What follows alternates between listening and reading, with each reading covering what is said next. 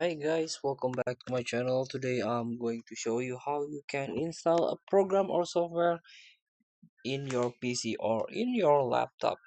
So this is a beginner guide. So you are still learning how you can operate the computer PC in Windows operating system base. So if you download a program, for example, this is a VLC, a video player that you can download for free in Google Chrome. So for example, you already download this app. So just double click this app. And yes, if you this UX user control asks you to a permission. So this one installer, sorry, you can type OK. Just a guide.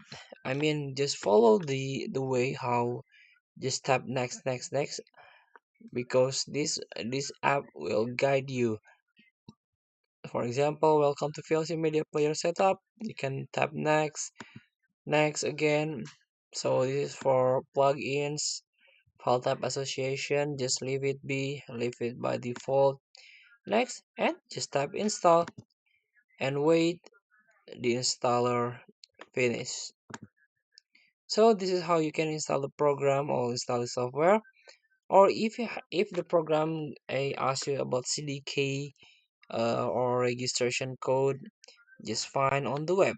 Thank you for watching. Don't forget to comment, like, and subscribe. Also click this button below. See you in the next video.